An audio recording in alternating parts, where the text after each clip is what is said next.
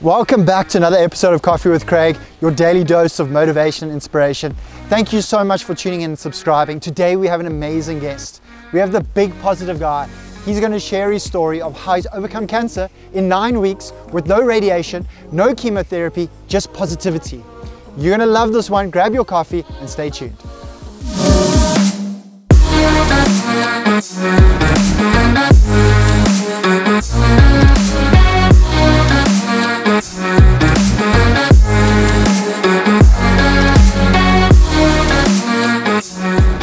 Andre, thanks so much for joining us on Coffee with Craig. I'm very excited to have a conversation with you because our journeys seem very much aligned. Yes. So you started working at Liberty Life back in 1983, and I was born in 1983, and I was almost born into Liberty. So my dad worked there, and I grew up seeing what Liberty was all about. So I know you started off in the insurance industry. Do you want to tell us a little bit about your story? Yeah, I came out of the army. In those days we still had to do the army, and I joined a company. I still remember doing my interview for a guy called Larry Jakes in my military uniform. I thought that would look impressive. And I joined the underwriting team, and I was doing underwriting, and in 1989 I was transferred down to Cape Town. I actually knew your dad very well. Okay. Your dad was heading up the sales area, and I was on the administration side, on the underwriting side. Small world. Absolutely. And a wonderful place. Liberty was an exceptional company in those days. And the training we got was literally a tiny little company in those days compared to some of the other monoliths. But it was flying, and it was probably the best training I ever could have asked for. Okay, that's amazing. And then, how did your career progress from there? Well, I went back to Johannesburg. I was starting to get a bit bored of what I was doing. And then eventually what I did is I got a position with a reinsurance company, a company that insures insurance companies called Hanover Reinsurance. And one of the things that they did is they posted me back down to Cape Town, and I ran the short-term and the life underwriting sections there for a couple of years. But what happened in the meantime is that the internet was born in this country, and a lot of people don't remember that, but in September of 1994 the first internet became available in this country at a 14K modem.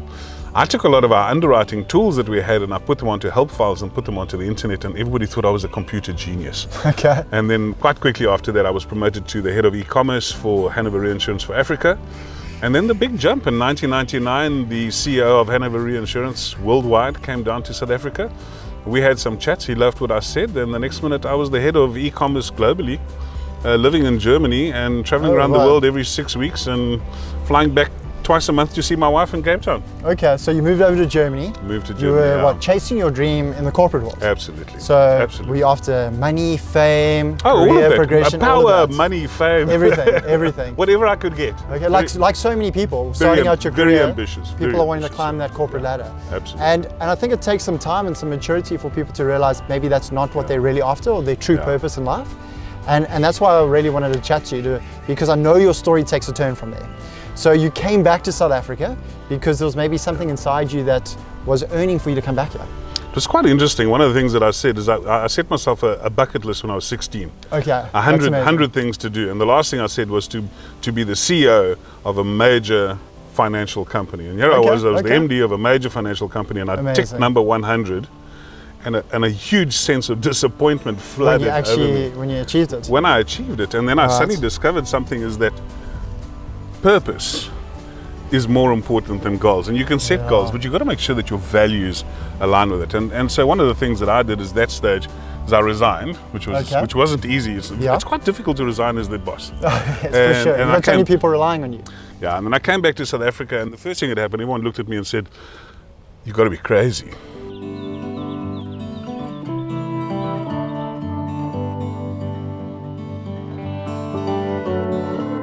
Andre, you started out as a speaker after the 2008 crash, and your main message was about being positivity, and people needed it right then after that crash. Right now, we're in a very difficult time once again, and I feel like everyone's latching onto news, onto everything that's bad in the world at the moment, and South Africa, because people hate on South Africa so much, and I think they forget about how amazing this place, how beautiful this setting is where we are now, and I think people need more positivity. How did you get the name, the Big Positive Guy? Well, after that first presentation, I had so many bookings. And my name's Andre du Toit, and which is, you would imagine, it's an incredibly easy name to remember. For South Africans? Nobody remembered me. And so all they said was, can we have the big guy? Yeah. You know, the big guy must come speak to us. And then I thought, well, that's a bit cheeky because some of them are bigger than me. And then they attached the big positive thing, and I just loved that. And that's become my name. And as I was saying to you today, if I phone somebody, I very often say, "Hi, it's Andre du Toit." And they don't know who I am, and I say, "It's a big positive." And they go, thousands. I have almost 50,000 people on my social media who know the big positive guy who spreads a message. So that's become your brand. It has. And you were asking me earlier on, don't people look for the negative? I've learned that people listen to the negative and buy from the positive. So if you're an estate agent and you're standing there and you're sitting at the bar and telling us how the world is falling apart, everyone will listen and be worried with you, because that's how they're not going to buy from them. But they don't buy from. Why would they buy from somebody who believes the world's coming to an end? They come to the other person who says, "Look around us here, we're living in heaven," and they buy from that. And that's what's happened with me. Is I find more people are following me because of my positivity, and everybody else's negativity creates a sanctuary for them with me. Okay. And so that's why the chubby 60-year-old dude is getting all the followers on social media. 50,000 followers, that's amazing. Right. So let's take a seat here. Yes, thank you. Because I know your story is not always positive. No. And you've had to deal with a lot of negativity. Do you want to tell us a little bit about what happened to you from a health point of view? Yeah, I was literally a few weeks away from my 60th birthday, and I had planned a birthday for 500 people, because I've always wanted this massive big birthday party. Yeah. And just before that, I went to the doctor and I said to the doctor, you know, "Can I have a prescription?" And I said, "Oh, by the way, there's this little black spider sitting on my shoulder. It looks like a spider." And he said to me, "Let me have a look at it." And he, "I don't like this." He cut it out, and when the lab results came back, he said, "Come see me urgently." And as one of my best friends, you know, I've known this guy for 20 years, he knows me intimately, and he said to me, "The news is not good." And I actually wrote a post about it, because very often in those moments of bad news, from the receptionist to the sister to the other doctors, who all know me very well, nobody would look me in the eye. And they all just kept saying, "Go see a specialist, go see a specialist." I did a very naughty thing last year during COVID. Obviously, for the first 3 months, speakers were outlawed and there was no way that I could earn an income. And so I cancelled my medical aid. Murphy's Law. Murphy's Law. So I got referred through to Grooteskuur, and I was in an absolute panic state about that. However, when I got there, I was treated magnificently, but the urgency was clear in everybody's face and eyes. And they were like, "Come in immediately." I made a huge mistake in this whole process. So I went to Dr. Google and I typed it in. So I took my histology, typed it in, and it said melanoma of this description is certain death. Death, terminal. And then obviously being an underwriter and knowing lots and lots about life expectancy, said the survival rate is 15% over 5 years. So I was like, "Oh Lord, please." You know, 15% is not even a poor pass. So you got all the bad news. I got all the bad news at once. So I mean, that does something to a person, because I mean, you've got a death sentence. How did you get through that? Craig, you know, I'm known as the big positive guy, and I think that can become a stick with which to beat you. So people were expecting me to be positive, but at nights I call them the night terrors, the panic attacks at night. My family were obviously very, very frightened. But the moment I met my doctors, it all became far more relaxed. But being a public personality, I had to make the decision, do I try to hide this or do I make it public? And I decided to make it public, which is the best thing I ever could have done. Over 3,000 people joined my little group within 12 hours. I got over 2,500 mails and WhatsApps within 24 hours. People sharing love. Sharing love. People wrote me long letters telling me. They were sending you positivity. And sharing how I changed their lives, sometimes by one word or one sentence. And somebody wrote to me and said, "I'm sure you're not even going to notice this amongst the thousands of messages." For me, it felt like I was surfing a wave of goodwill from all these thousands of people who were sending me loving and really encouraging messages. That's amazing. That positivity is amazing. Andre, so how long ago were you actually diagnosed? Believe it or not, it was about 9 weeks ago. So this entire process took 7 weeks. When you get cancer and it's serious, they go fast. I mean, literally, there's no go away for the weekend. You go straight into hospital. And you now went and Googled it, and you thought now it was terminal. Well, my version of Google said that I had somewhere between 3 weeks and 12 months. And that makes you sort of operate at a little bit of a sense of urgency. And quite terrifying for me, to be very honest. But I believe you've got some good news. Yes, I went into hospital. They cut out a 600-gram steak out of my back. That couldn't have been fun. Believe it or not, but it was absolutely magnificent. I was in theatre for over 5 hours. Sure. They've taken out half my armpit and all my lymph nodes, and I was waiting to go back and hear the news because the depth of the tumor had been so much. They automatically assumed that it had spread, and it would have spread to multiple organs. And so I was assuming the worst, and because I'd had it here, I was hoping it wouldn't go to my voice or to my brain or my lungs. All these things, all these thoughts go through your mind. And I went last Tuesday, and it was a day of miracles, which is a whole other story. But the entire day, miraculous things happened to me.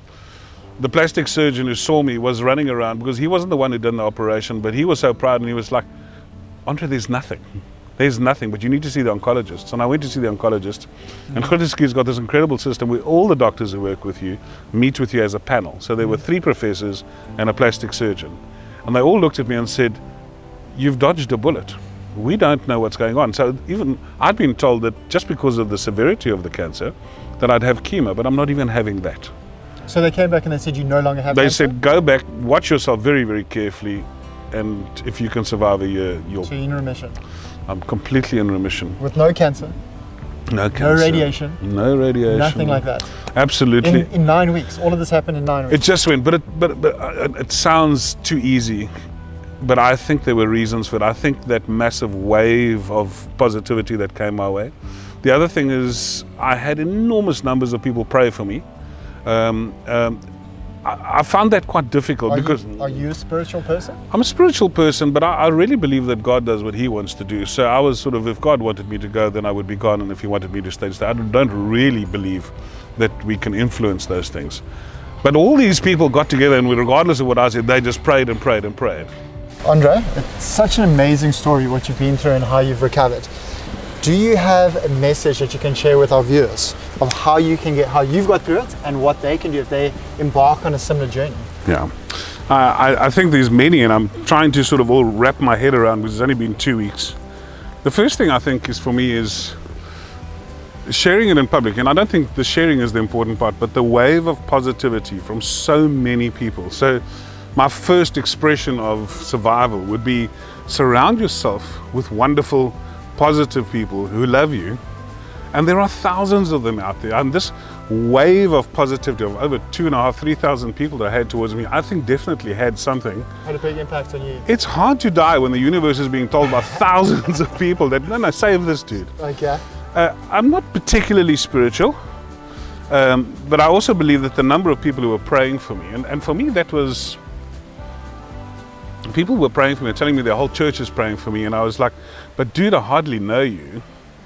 But they felt that I was worth it. And for me, again, I just think so much positivity and goodwill being directed at you must make an effect. My family, I have an 18-year-old daughter and a wife of nearly 30 years. They were so supportive. Obviously in the beginning they were really shocked, but they rallied around. I had many panic attacks, night terrors as I call them. In the beginning I was so fearful. I'm not scared of dying. I didn't really want to die a miserable death. And I didn't want to die in 3 weeks' time. There's so much stuff I still want to do. Okay. And they were fantastic. And the last one is, whatever you think of positivity, my whole life has been about looking for the good, seeing the good in everything. And even in my cancer, I was looking for that good. I was coming out of anesthetic, and the first 2 words I said were, "I'm alive." I was grateful that these amazing surgeons and anesthetists had brought me out on the other side. And I looked for the positive in everything, and I shared it. And almost to a certain extent, everyone treated me differently. I still feel like the doctors treated me like I was somebody special, not because I am, but because I made them special. I made them feel amazing, and I've kept telling them how amazing they were. And it's been 2 weeks. I'm alive. I'm still alive. I'm enjoying my life.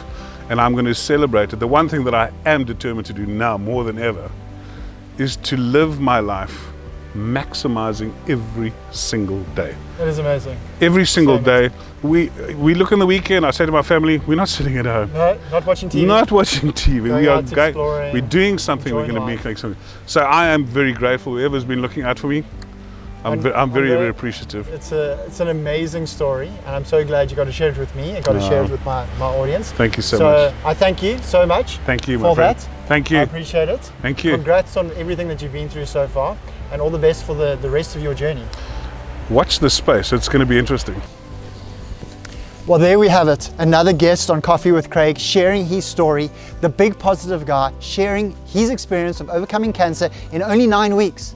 So share some positivity, smash that like button, and leave a comment for Andre as we watch his journey unfold through positivity and inspiring many, many people. Till next week, we'll see you soon.